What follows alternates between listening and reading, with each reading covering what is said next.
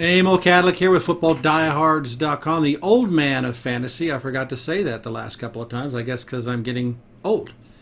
And I'm sitting in for Jamie, who is teaching volleyball to kids somewhere. I forget which school it is. We'll have to get more information on that. And they changed the schedule, so he's off playing volleyball and coaching volleyball. And Jason and I are here to give you some DFS. How's it going, Jason? It's going pretty good. Really looking forward to this week. We got our week 3, and can't wait to get into it and make some money this week. Yeah. How'd you do last week? So, decent. In cash games, it was one player away from cashing. I went and picked Dak instead of Herbert. But in single entry, I had Cooper Kupp, and he had about 40 points. That was good. And I also went Herbert instead of Dak on single. So I cashed in single entry, but it was really close in cash games. But hopefully, hit them both weeks. Week 1 and week 2, I'm either hitting cash, losing a GPP, or I'm winning a GPP and losing a cash. So hopefully this is the week where I finally get both, and it's a monster night. But that's not bad because you're semi-breaking even. Dak just did not pull it off. We really thought he was going to do well, and sometimes it just doesn't work out. So where would you like to start? Yeah, I say we start with quarterback, and yeah, it's really interesting this week because I'm looking up top, and there are so many great plays that I like. Of course, you have Mahomes up there, Kylo Murray, and Lamar Jackson, and I feel like I'm going to be starting my lineups with one of those three for the most part. And I said we start with Kylo Murray. He is going to be the most expensive quarterback on the entire slate, averaging 36.3 DraftKings points. He is at a 51.5 point total here going against Jacksonville. I love the matchup. He has rushing yard upside, rushing touchdown upside as well. He has 10 rushing attempts thus far, 5 in each game, which definitely seems low. So hopefully we do start kicking that up. But he does have a rushing touchdown in each game. I like the stacking options, Randall Moore and also DeAndre Hopkins. And just a game I like targeting in general. I guess the only concern I'd have, if any, would be if they do get too far ahead of Jacksonville, start running the ball. But I think Kyler Murray's in another smash spot, and it seems like on any given week, really, Kyler Murray is in play, and he's been looking phenomenal this year so far.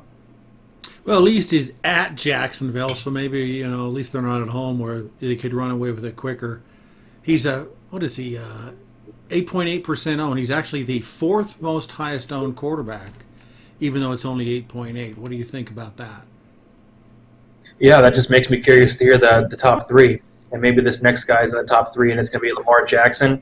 And yeah, Jackson, he's 7,800, so you're getting a savings off of Kyler Murray, you're getting a savings off of Patrick Mahomes, and he has the same amount of rushing yard upside, if not more, of a Kyler Murray. You take a look at Lamar Jackson, he actually has 28 rushing attempts thus far in 2 weeks, where, like I mentioned, Kyler Murray only has 10. So again, it's a great match for Lamar Jackson going against Detroit. You really can't ask for a better matchup here. Same thing, though. They are 9-point favorites. It is a 49.5 point game total. My concern is if they do get up ahead, are they going to just run the ball against the Detroit defense? But, I think Lamar Jackson's in a very good spot here. He kind of worried me week 1. Did not look that great week 1, but definitely bounced back with rushing for over 100 yards in his last game. So Lamar Jackson, I like him. I like the rushing yard upside. I like the matchup. And, you don't have to stack Lamar Jackson ever, but if you want to, I think Marquis Brown, somebody we'll talk about, I think is a great stacking option as well. So Lamar Jackson, I like it. I'm curious to hear his ownership.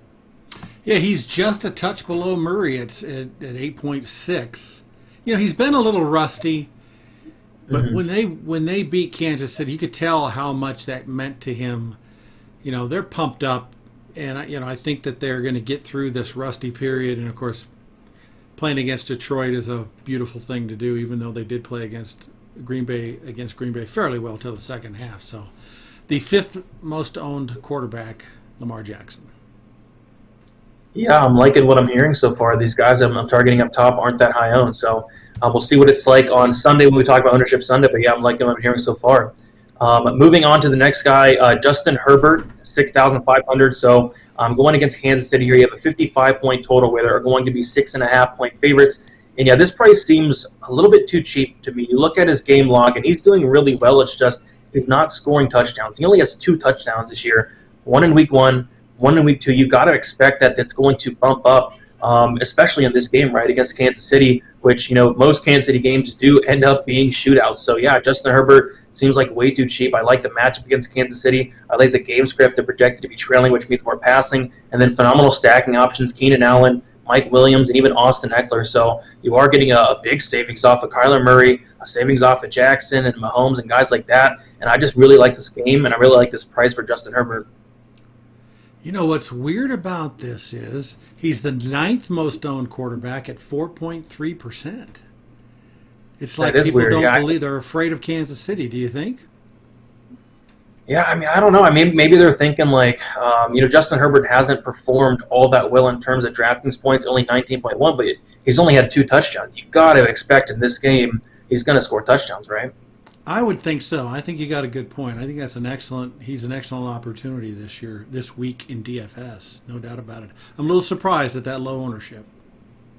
Yeah, I'm very surprised. We'll see if I get a high-owned guy here. So the last guy that I do have interest in is going to be Matthew Stafford.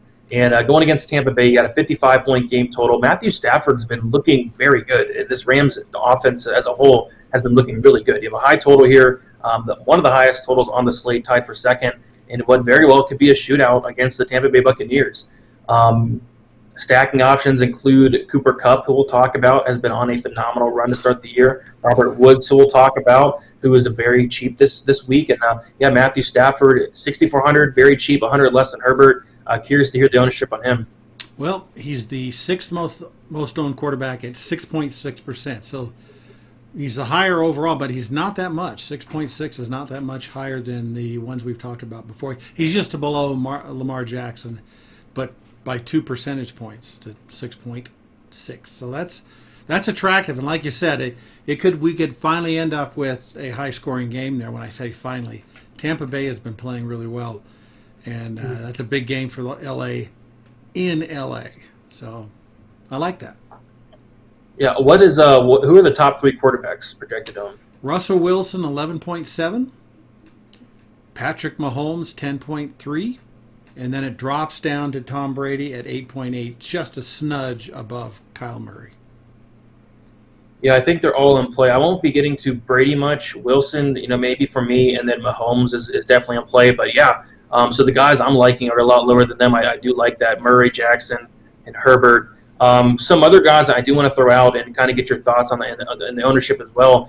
Justin Fields, 5,200 for Chicago. It looks like he's going to get to start this week, going against Cleveland, who their defense hasn't been looking that great. But, I mean, he's cheap. He's going to run the ball. He didn't look great when he got in the game last week, but he's going to run the ball.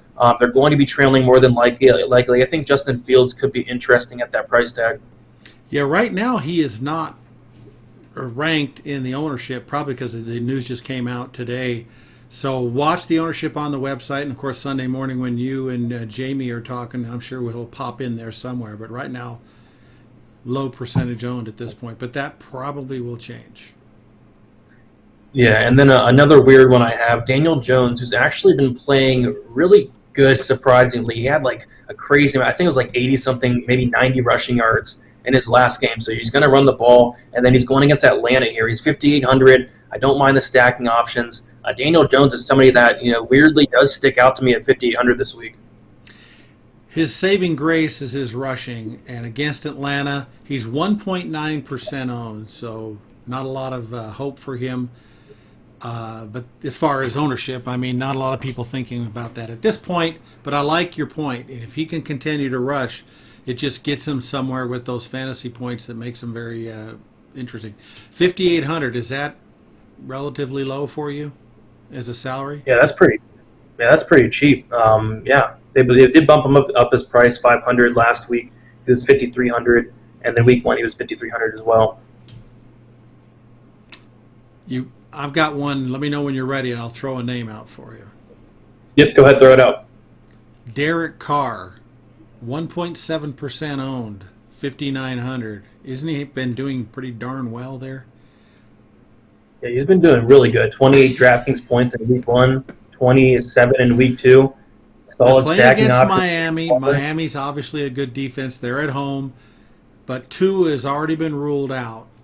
So that offense is going to have a tough time unless they can run against Las Vegas without having Brissett just isn't a very big threat there. So, Derek Carr, could he do it 3 weeks in a row? I mean, he's really been playing well, and low percentage owned for Derek Carr. Yeah, and something interesting as well is they played Pittsburgh last week, who Pittsburgh's defense has been looking really good thus far this year. So I'm not overly concerned about the matchup against Miami. And yeah, he's been throwing the ball as well. 56 passing attempts week 1, 37 in week 2. So yeah, I don't hate that call at all. And now Pittsburgh did lose Watt somewhere in the game. I forget, second quarter, whatever it was. That definitely hurt Pittsburgh's defense. When I first started watching that game, I noticed some of the defensive players for the Raiders kind of missed tackles, and I thought, they were so emotionally excited about winning in week 1. I thought the Raiders are going to kind of give up in this game. I was wrong. I was completely wrong. They were in that game. And it's incredible that they beat Pittsburgh. Not incredible, but I just keep expecting the Raiders to screw up. But gosh, maybe this is the year they're going to be half decent and vie for the playoffs. But he's low owned. Maybe. Yeah. Derek Carr, very low owned. Yep, for sure. We'll see if that ownership does stay down there at the end of the week, and we'll have to bring him up and see what it is later on Sunday. Yeah, that'll be interesting. All right, so I say we move on to running backs here. And, yeah, for me, it's a weird week for running backs because not much really sticks out at this position. And usually a lot does. But for me, I think I'm just going to pay up at running back because there's a ton of wide receiver that I like that is a lot cheaper priced. But up top, Derrick Henry, he had a monster game, scored over 50 DraftKings points. I think a lot of people are going to go back to him. But for me, I'm kind of more on the Dalvin Cook side. And Dalvin Cook is questionable, but if he does play, which I do expect him to, I think he's in a really good spot here. You have a 55.5-point game total against Seattle, which is the highest on the slate. Crazy high total. The Vikings are 1.5-point underdogs, and Cook's averaged 20.6 DraftKings thus far through 2 games. And just a really solid matchup against Seattle, who's given up the most DraftKings points to opposing running backs thus far this year. And he's had at least 20 carries in both games. I like Dalvin Cook quite a bit. If he is healthy, we're going to have to monitor that. But if he's good to go, Dalvin Cook's going to be the guy I go up and pay up for. Yeah, he's the third most owned running back, 13%. Of course, Henry right now is at 22%. And I guess he's only $200 more expensive.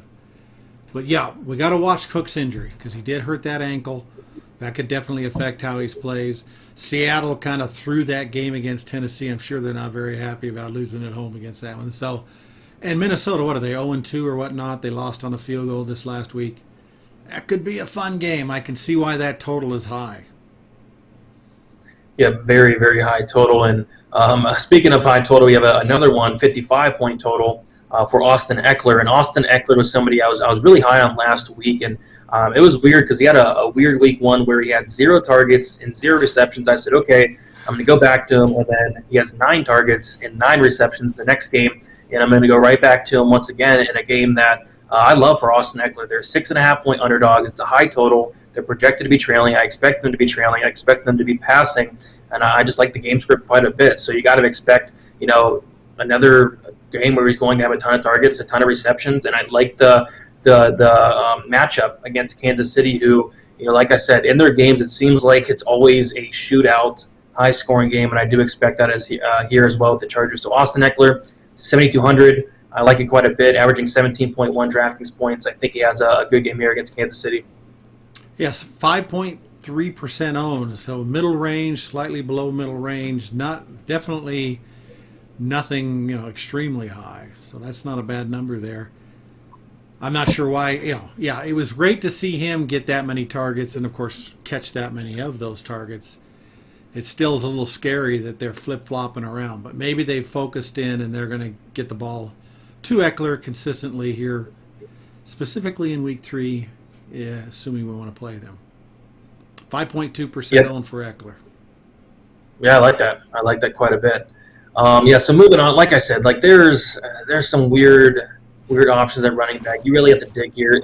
Saquon Barkley is somebody that stuck out to me going against Atlanta, and this is a very weird one. So he has not been doing good, obviously. He's been playing snaps, but the production has not been there, only averaging 6.3 DraftKings points per week in the 2 weeks that have been played, but he's very cheap, 6,500, right? If Saquon Barkley is somewhat healthy after that 9-10 days of rest since his last game, it's going to be a good spot. Atlanta's defense is very, very bad, and if Barkley is at somewhat good health, this could be a game where he does break out. And if he does not do it in this game right here, I have some serious concerns going forward about Saquon Barkley. So this is kind of a spot where I'm not sure how high owned he's going to be, but I might take a chance on Saquon Barkley because if he is healthy, 6,500 will probably look like a steal by the end of the day.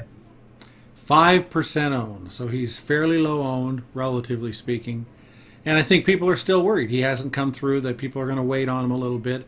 Like you said, maybe this is a chance to get a little bit low ownership because he's going against Atlanta. He's still fairly low owner, at least at this point on Wednesday. So, yeah, he's a very tempting guy at 6,500 DraftKings. Yep, I'm not going to go there in cash because there are those concerns. But for tournaments, yeah, I don't mind Saquon Barkley taking a shot on him. I think if he does show up healthy against Atlanta, like this is the game where he should pop off. Wow. All right. So moving on, yeah, another guy that sticks out to me, cheap guy here, Chase Edmonds for Arizona going against Jacksonville. I like the matchup.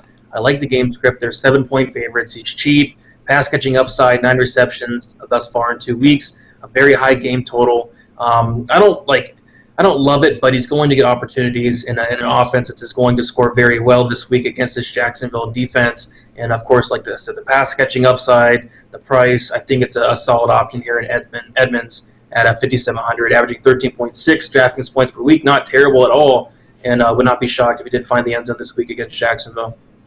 Yeah, 7.1% owned. He's, top 10 roughly. So he's somewhat owned, but I do like your point. At Jacksonville, he pass catcher at running back. Yeah, that's a good opportunity for him to have a big game. Yep, I don't hate it. And then somebody around his price is going to be Tyson Williams. He's actually going to be 100 more, and it may seem a tad bit overpriced, but this could be a very good game for Tyson Williams, who I do really believe is the most talented back in the backfield. I know they have Murray, but this is a game script that I do like for him. So it is a 49.5-point game total, one of the highest totals on the slate, and Baltimore are 9-point favorites. So maybe they do get ahead, maybe they start running the ball, and if they do run the ball, I think they're going to have a lot of success against this Detroit defense. He also has some pass-catching upside as well, 27 touches in 2 games, and also 6 targets in 2 games as well. So Tyson Williams is somebody I'm looking at for the matchup and for the positive game script as well. Yeah, just flipping to the box score against the Chiefs. He had 13 carries. Lamar had 16. Actually, Murray only had 9. I shouldn't say. He did get the touchdown, and he did have a couple catches. The Murray's has got the experience. And you got a young guy in Tyson who they really weren't expecting to use. Nonetheless, he's a 7% owned player here in Week 3, and it is a tempting play. I don't know if 7 too high for you as far as ownership for Tyson Williams. I mean, it's not too high. It kind of surprises me. I really didn't expect people to be on him this week, to be honest. Yeah, I agree with you on that one. Yeah, he's tempting though. Yeah, oh yeah. So this guy is a very interesting. Clyde Edwards-Helaire, and he's going to be very popular. You got to think. He's 4,800. I don't understand this price tag. I understand that he hasn't been looking good, but I don't understand this price tag, right? He's on the most dynamic offense in the NFL, and the Kansas City Chiefs, 55-point total. Again, they're projected to be ahead, 6.5 points for the Chiefs. And, yeah, he hasn't been looking good, but he's been getting touches.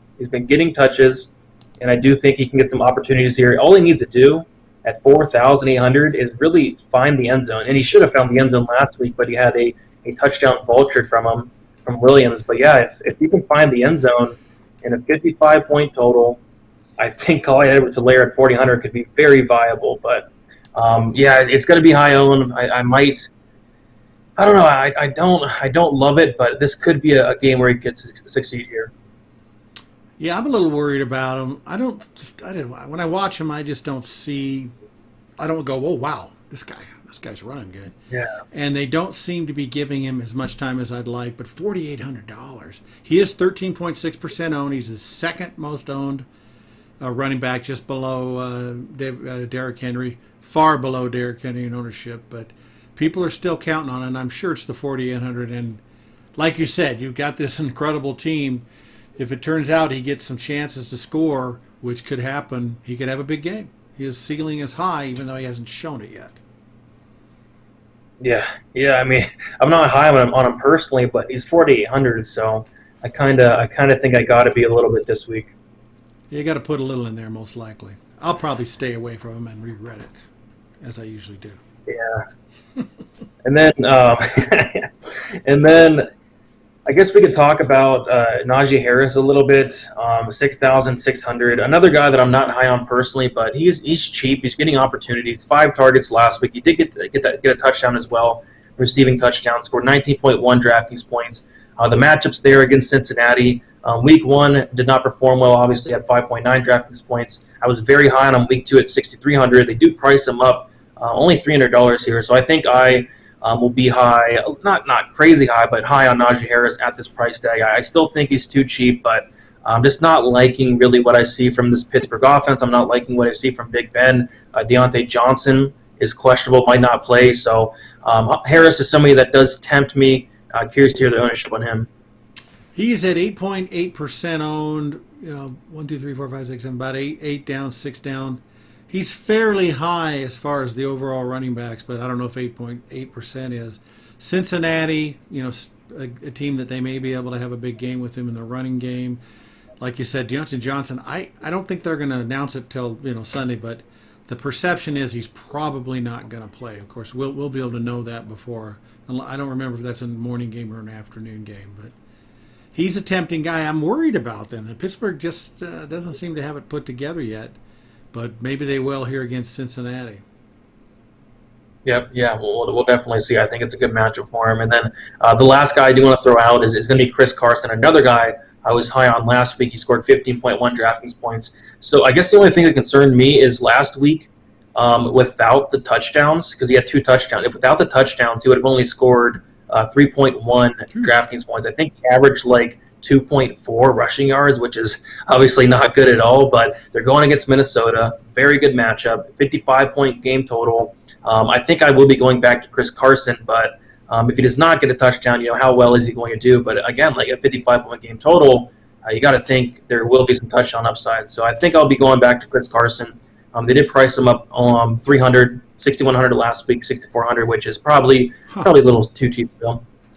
Well, he's 8.6% owned, so a little bit above Edmonds, below Najee Harris, not by much, just above 2 fractions of a point. Yeah, that's a high point total. That's a high point total. That is very tempting. I'm glad he got the touchdowns. It's a concerning thing, but hey, nothing's easy, right? Sometimes you got to, you got to kind of take some of the factors and take a chance, especially with that high point total. Yeah. Anything else stick out to you in running backs? I've got this guy, Devin Singletary. It's Buffalo against Washington at Buffalo, 4,900, 5.9% owned. He's really been, getting a lot of opportunities. Let me flip over here. 11 of the carries, had the most carries for Buffalo, even though he did a lot of carries. Got the touchdown. He catches the ball. He only had 6. Where is he at? He had 3 targets for 2. He's a tempting guy because of the salary. I'm not exact. Washington's defense has not performed like we expected. They're on the road. It could change this week, but 4,900 is a fairly low price. I'm just kind of throwing him out there as a potential guy. I'm not ultra excited about it, but you're trying. Like you said, it's kind of weird week. It's kind of hard to find some of these guys in the mid to low range that jump out at you and say, "Oh yeah, this is perfect." So he is a tempting guy. Yeah, it seemed like Buffalo really focused on running the ball a lot last week. Josh Allen didn't get many opportunities. And speaking of Josh Allen, he has not looked great thus far these first 2 weeks. So maybe they do going forward, maybe focus on more so rushing the ball. And Singletary definitely does fit that build there. Going against Washington, like you mentioned, their defense has not looked anything like we expected, right? So yeah, I don't hate that. Did really well last week, and he's doing really well considering the matchups, right? Pittsburgh, very tough matchup. Miami, that's a good very point. Good matchup. They're finally getting a good matchup. Yeah.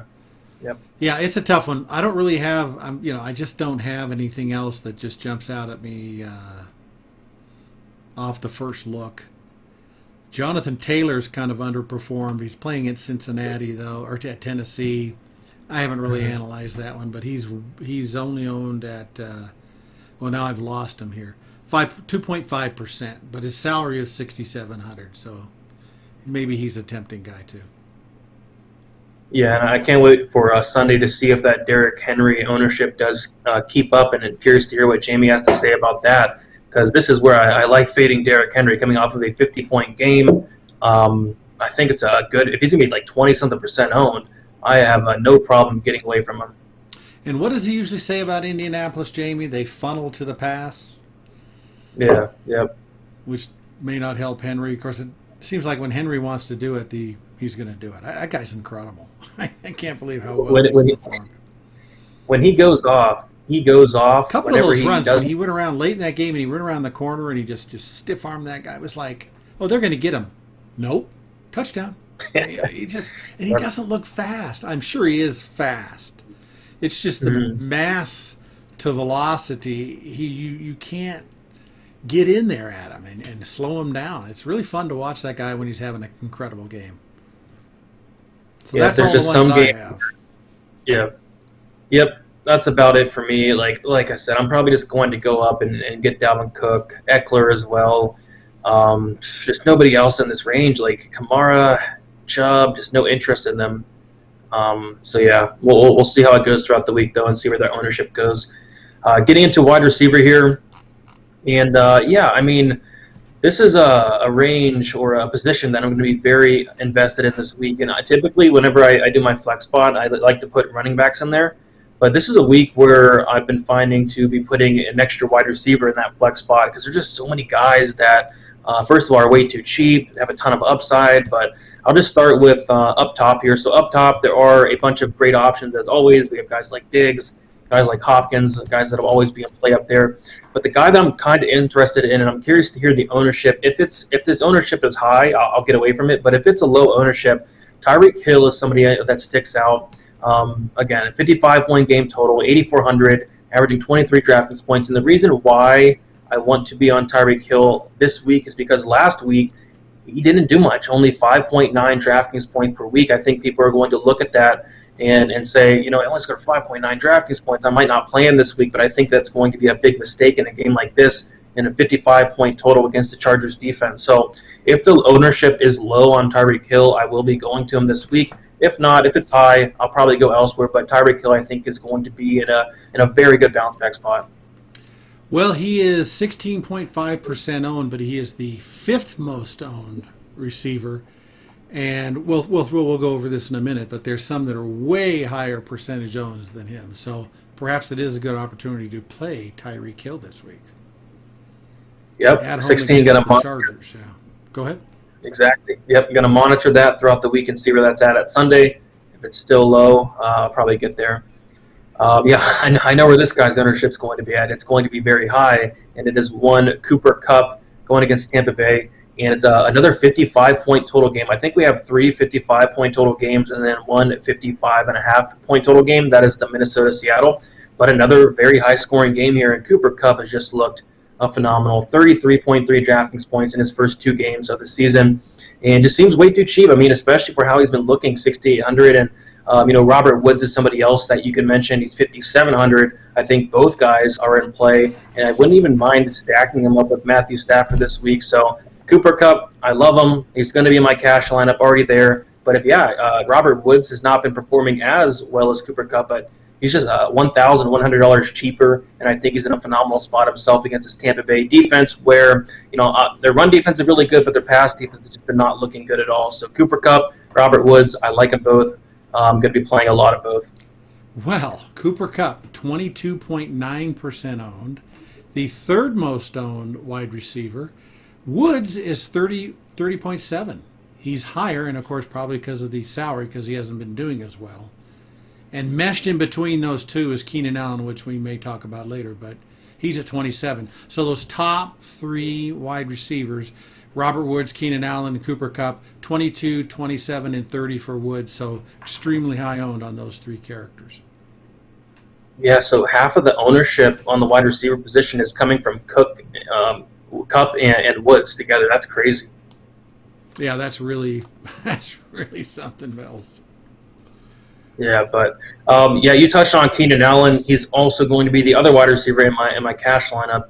What I like about Keenan Allen always is the safety with him, right? You get a nice floor, reception upside, target upside. I think Mike Williams is in play as well. I think he's either 100 less. Yeah, I think he's 100 less than Keenan Allen. He's in play. But yeah, I like Keenan Allen. I think he's safe in cash, 6,600.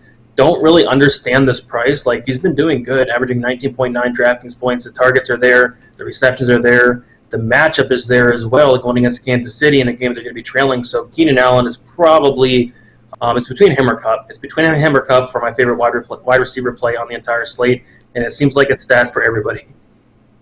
Wow. I've got a couple when you get ready in receivers here. I don't know if you're ready for me yet or not, but let me know. All right. We'll move along. Tyler Lockett, and you can pair Tyler Lockett and Metcalf together. I think they're both great plays. We're attacking this 55.5-point total. And, yeah, Lockett's been doing phenomenal as well, 31.9 DraftKings points per week thus far in the 2 weeks, and he's been on fire. But, yeah, Metcalf is in play as well. It seems like week after week I'm targeting the wrong wide receiver on the Seahawks. I've been going after Metcalf week 1 and week 2. Watch me play Lockett this week, and then it's going to be Metcalf going off, and that very well could happen. But, yeah, Lockett's a great play. I'll be having some of him. I also do like Metcalf as well. I think it's going to be a great opportunity against this Minnesota passing defense. Both of them do draw my interest for sure. Well, their DraftKings salaries are almost the same. They're $100 off. Lockett is like the 7th highest rated receiver at 13.1%. And Metcalf is down there at 6.5. Way nice. Much more, way less owned than his cohort Lockett. So, but man, I tell you what, it's taken a chance to go with Metcalf, but obviously he's got the potential to have a big game, even though he hasn't yet. So that's an interesting dynamic between the two teammates. Yeah, the potential's there. It has not happened yet, but yeah, at 5% ownership? 6.5. That's pretty darn low compared to 13.1 for Lockett. Yeah, I like it.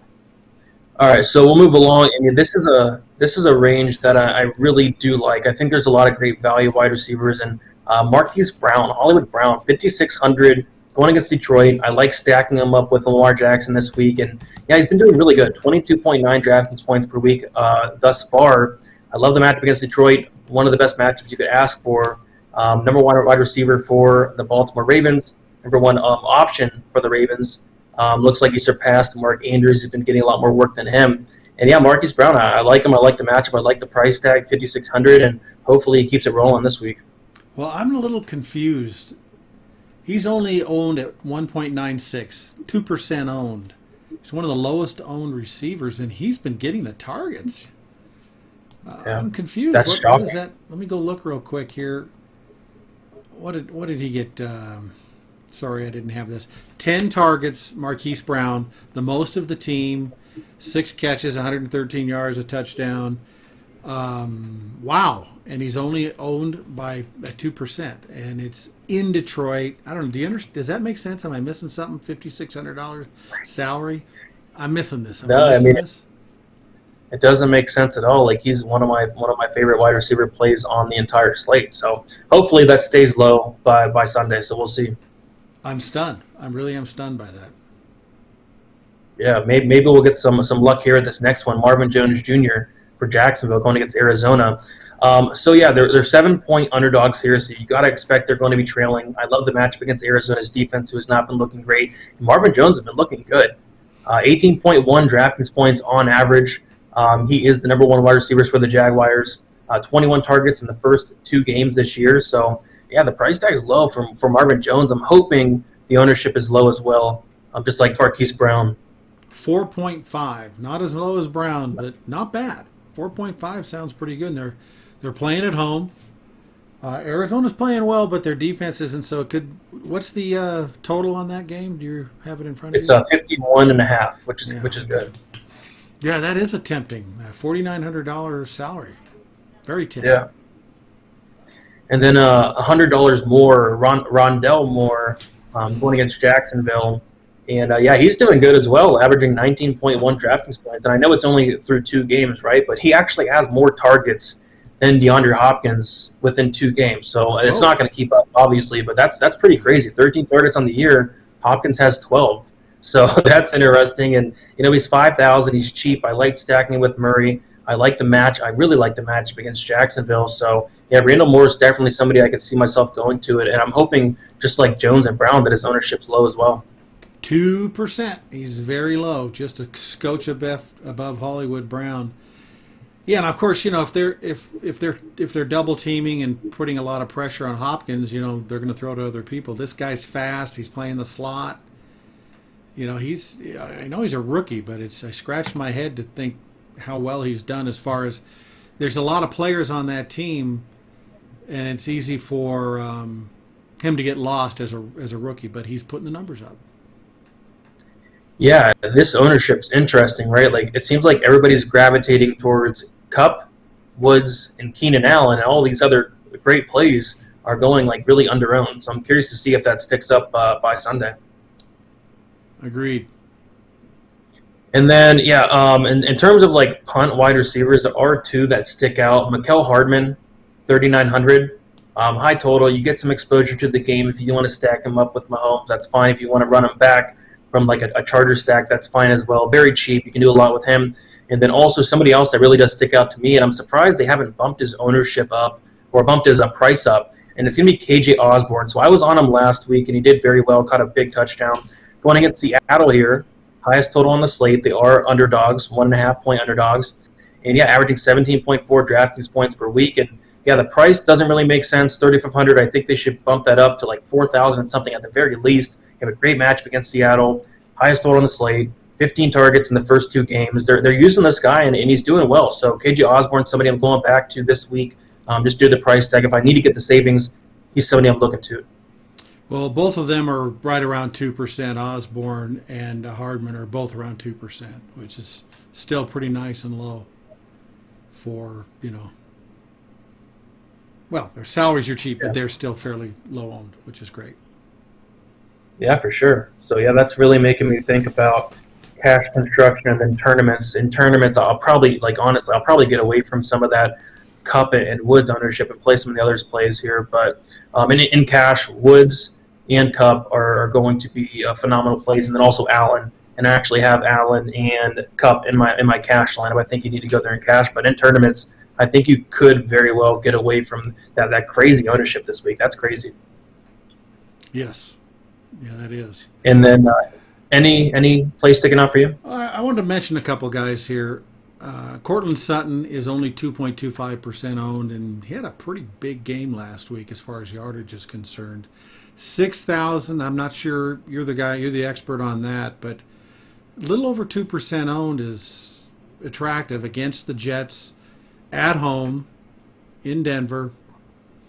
And remember, you still have Jerry Jeudy's out. They got the other guys, but I find that tempting. That's very tempting to me. Yeah, and this one hurts me. Yeah, how's that? Go ahead.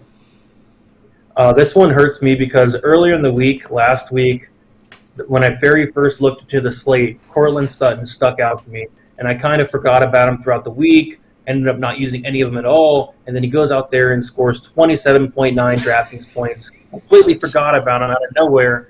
I was like, oh my goodness. But great play. 6,000. He's the number one guy there, and a great matchup. I like that. Now, I'm going to mention this name here, and I'm going to be stunned at the ownership, but Odell Beckham. Landry is out with, I forget what he's got hurt, whatever he got hurt. So they say Odell Beckham is going into practice this week, 100%. We'll see. Do we trust the Cleveland Browns for being truthful? And I can't remember if this is a morning or an afternoon game. I'm supposed to remember these things.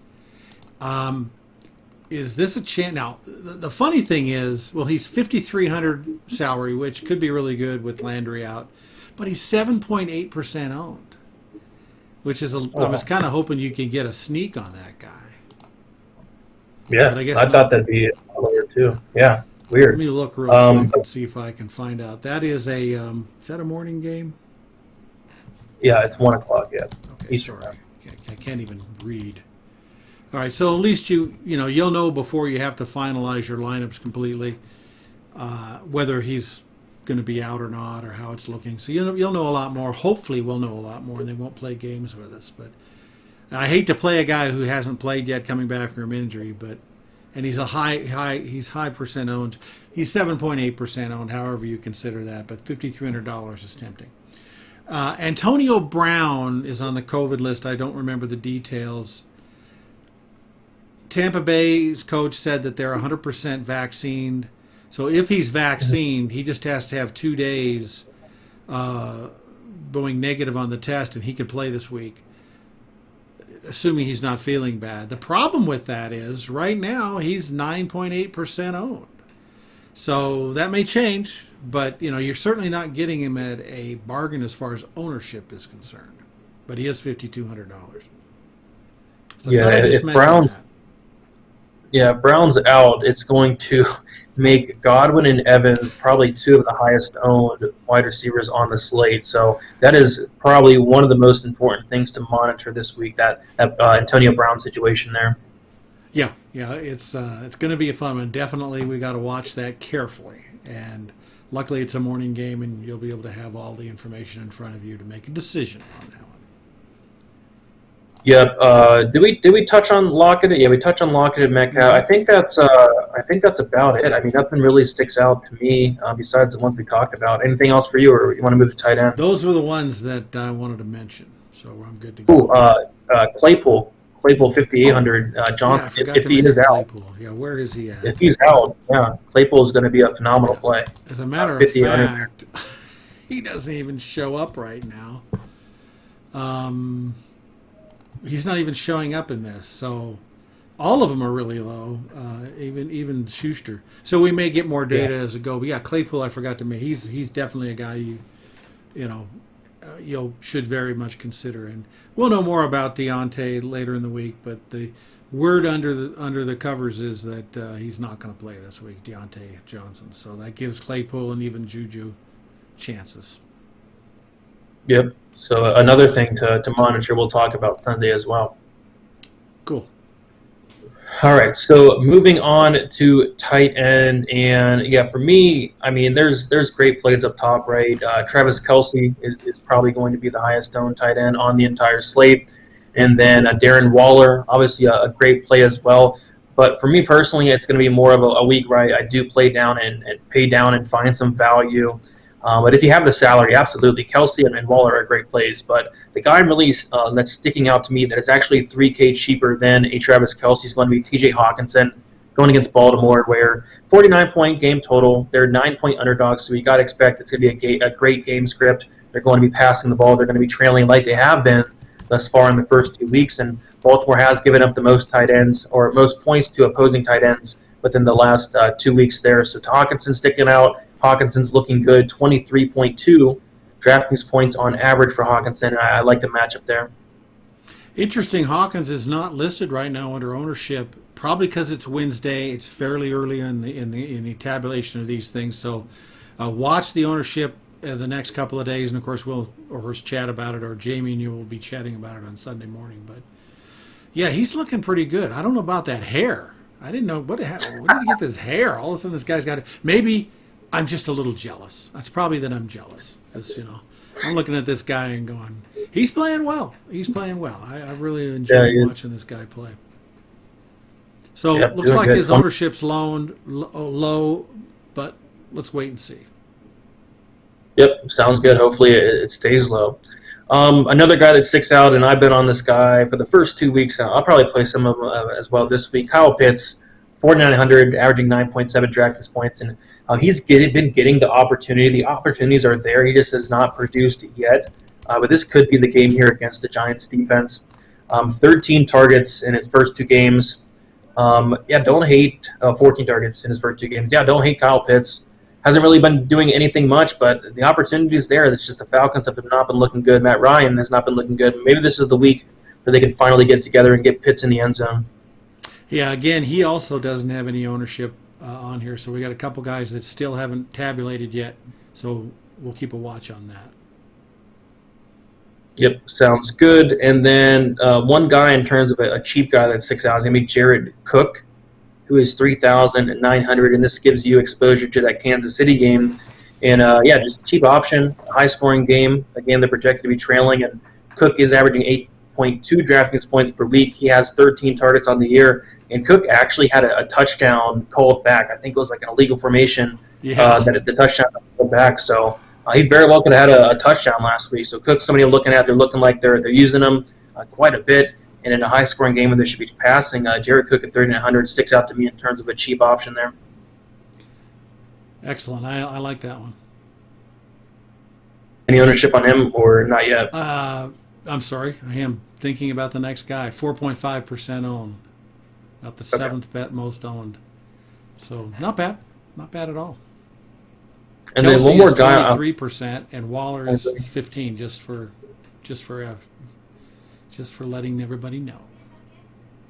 Yeah, I figured those two would be the highest owned, and one more I'll throw out is going to be Rob Gronkowski, 5,500. He's looking like really good, like prime Gronk. 4 touchdowns in the first 2 games, 19.9 in last week against Atlanta, 29 against Dallas. They're feeding him the ball. Antonio Brown might not play, which would help him even more. The matchup's not the best against the Rams, but you got to expect it is a 55-point total. They're going to be passing the ball. Yeah, Rob Gronkowski. I mean, it's hard. I mean, I haven't played him yet, but he keeps on doing good. Maybe he'll keep doing good this week. 8% owned, just below Waller and Kelsey, but way separated there as far as ownership. Yeah, Tampa Bay. Is it crazy that this team wins the Super Bowl? And they look fantastic. I obviously they grew a lot as the year progressed, and they just look so much better than they did 12 months ago at this point in time. I'm stunned. I didn't think he could get back to anything close to where he was, and after 2 games you kind of have to say, hey, tip your hat to Gronk. He looks good. What was the play that was sticking out for you? Well, he's not listed right now. It's Ingram for the Giants. He supposedly may come back this week. Do you have his salary in front of you? 3,600. Okay. So it's a guy that maybe a little high of a salary. I don't know. Maybe that's okay. As you watch this week and watch footballdiers.com for injuries and whether they becomes probable or not, he may be a guy to think about because people may have forgotten him, and we'll see what his ownership is if it pops up. So he may be a really low-owned guy, and if you feel comfortable with him playing, what are they playing against? Atlanta or something? Atlanta, yeah. Atlanta at home. So, a guy that if things turn out well by Sunday morning, maybe considered in a PPG or GGP or whatever we call it. Yeah, GPP. Yeah, that's a very sneaky play, right? It's Ingram, a sneaky one that may not happen, but certainly keep it in mind because you never know. Yeah, I'll that's be all keeping I it had in mind. at that tight end there. Okay, yeah, I mean that's pretty much all that stuck out to me. I feel like I'm gonna have a lot of Hawkinson, some Cook. If I can afford the salary, Kelsey's a phenomenal play week in and week out, and then Waller as well. We can touch on defense a little bit. We have the ownerships. For me, I'm just going to pay down a defense. It seems like every time I pay up for a defense, like no matter who it is, they seem to just not do well. Like I had some Browns last week, 3,500. They did terrible. I had some Steelers last week. They did terrible. It seems like when I punt down a defense, it all seems to work out. So I'm going to go back to that this week, and there actually are some good options. Titans defense, 2,400. So the Titans defense in general has not been looking that great, only averaging 1 point within the first 2 weeks. But Wentz is more than likely going to be out, and that will be huge. So Titans defense, 2,400. They really stuck out to me, 48-point total. I'm not sure if they're at home or not, but they are favored by 5 points. Yeah, they're at home, and they're the highest owned defense at 13.9%. So people are seeing that. And, we'll watch with Wentz, and if he's not playing, yeah, that's a tempting defense to play. And it's going to be a high-owned defense, so I'm not sure about GGP whether that is where you want to go, but $2,400 is a nice salary for a team that may end up snagging some interceptions. Yeah, that's who's the backup quarterback? Is it Eason? Yeah. There you go.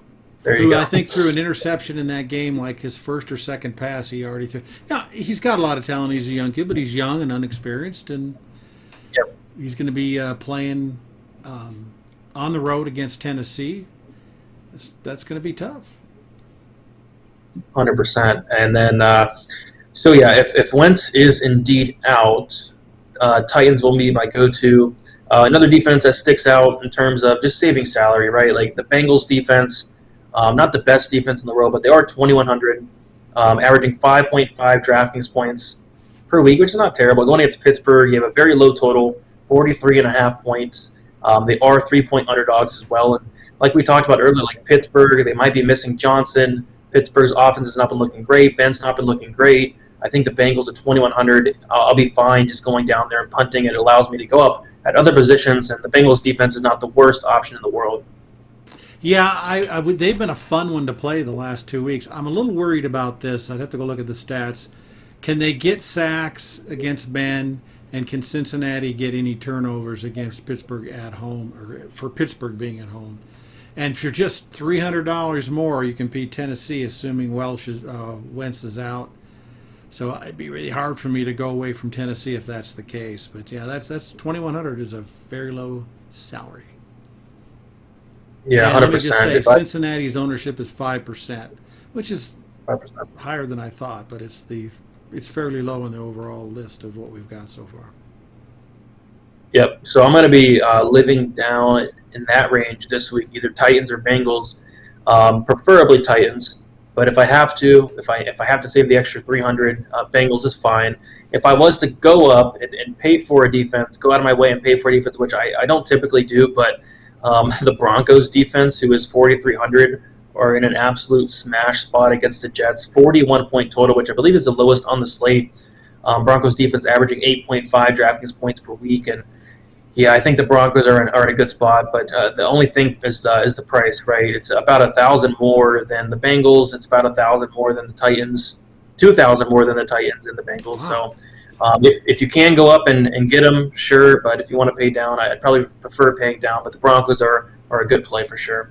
6.6% owned, so they're right there in the middle. But yeah, $4,300, but they could have a monster game.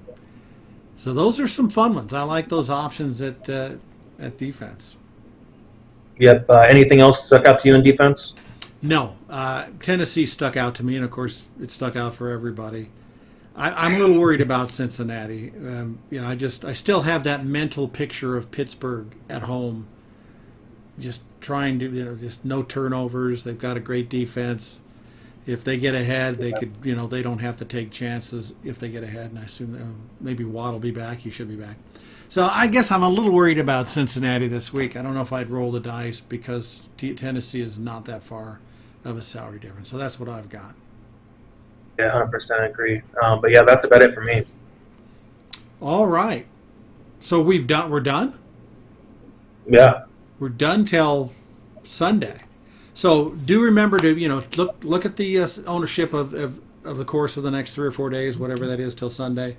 We'll of course go over that on Sunday morning again, and obviously Bob's updates on the people we talked about, Antonio Brown, Wentz, all these things are on the website, so you can get a real good understanding of those things to make your choices. So, any final thoughts, Jason? Yeah, final thoughts is monitor Antonio Brown. Monitor Deontay Johnson, monitor Wentz. Lots of things to monitor this week, but we'll have all that ready for you guys on Sunday, 10 o'clock a.m. Eastern Time. All right. We'll talk to you then.